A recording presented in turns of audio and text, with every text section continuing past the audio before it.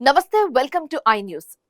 పశ్చిమ ఆసియాలో యుద్ధం ఇప్పుడు అత్యంత భయానక మలుపు తిరిగింది.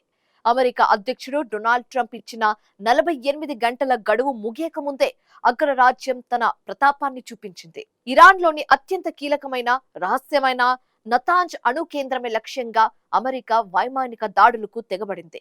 భూగర్భంలో ఉన్న అణు రియాక్టర్స్ ను ధ్వంసం చేసేందుకు అత్యాధునిక బంకర్ బస్టర్ బాంబులను ఉపయోగించినట్లుగా తెలుస్తుంది. ఈ దాడితో ఇరాన్ అణు కలలు చెదిరిపోయాయా? అణు ధార్మికత వెలువడే ప్రమాదం ఉందా? ఇప్పుడు చూద్దాం. ఇరాన్ అణు సామ్రాజ్యంపై అమెరికా పిడుగు పడింది.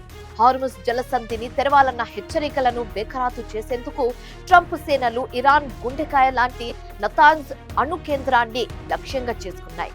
అత్యంత రహస్యంగా అర్ధరాత్రి వేళ అమెరికా యుద్ధ విమానాలు ఇరాన్ గగనతలాన్ని చీల్చుకుంటూ దూసుకెళ్లాయి. భూగర్భంలో వందల అడుగుల లోతులో ఉన్న అణు రియాక్టర్స్ ను ధ్వంసం చేయడమే లక్ష్యంగా అమెరికా తన దగ్గరున్న అత్యంత శక్తివంతమైన బంకర్ బస్టర్ బాంబులను ప్రయోగించింది.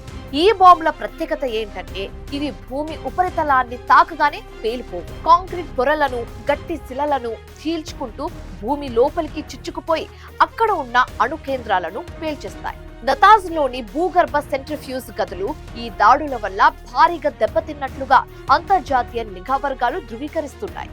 పేలుళ్ల ధాటికి ఆ ప్రాంతంలో భూకంపం వచ్చినట్లుగా ప్రకంపనలు కూడా రేగాయి. ఇరాన్ అణు సామర్థ్యం ఈ ఒక్క దాడితో కొన్ని దశాబ్దాల వెనక్కి వెళ్లే ప్రమాదం ఉందని రక్షణ నిపుణులు అంచనా వేస్తున్నారు. అయితే ఈ దాడి తర్వాత ఇరాన్లోని అణు కేంద్రాల నుండి రేడియేషన్ బయటకు వచ్చే ప్రమాదం ఉందన్న వార్తలు కూడా ప్రపంచాన్ని వణికిస్తున్నాయి. అణు ధార్మికతగా గనుక గాలిలో కలిస్తే అది కేవలం ఇరాన్కే కాదు, పొరుగున ఉన్న దేశాలకు కూడా చాలా డేంజరస్ గా చెబుతున్నారు. Iran supreme leader Mustafa Khamenei ఈ దాడిని అమెరికా చేసిన మహా నేరంగా అభివర్ణించారు. దీనికి ప్రతీకారంగా అమెరికా మిత్ర దేశాల ఆర్థిక వ్యవస్థలపై దాడి చేస్తామన్న తమ హెచ్చరికలను అమలు చేస్తామని ఇరాన్ మరోసారి స్పష్టం చేసింది. మరోవైపు ఇజ్రాయెల్ ఈ దాడులను సమర్థిస్తూ ఇరాన్ అణు బాంబును తయారు చేయకుండా ఆపడానికి ఇది అవసరమైన చర్య అని పేర్కొన్నారు. అమెరికా ఈ డిప్ స్ట్రైక్ తో పశ్చిమాసియాలో ఏ క్షణమైనా పూర్తి స్థాయి అణు యుద్ధం మొదలయ్యేలా కనిపిస్తోంది. ట్రంప్ తన పంతాన్ని నెరవేర్చుకున్నారా, లేక ఇది ప్రపంచ వినాశనానికి నాంది పలుకుతుందా అనేది ఇప్పుడు అత్యంత ఆందోళనకరంగా మారింది.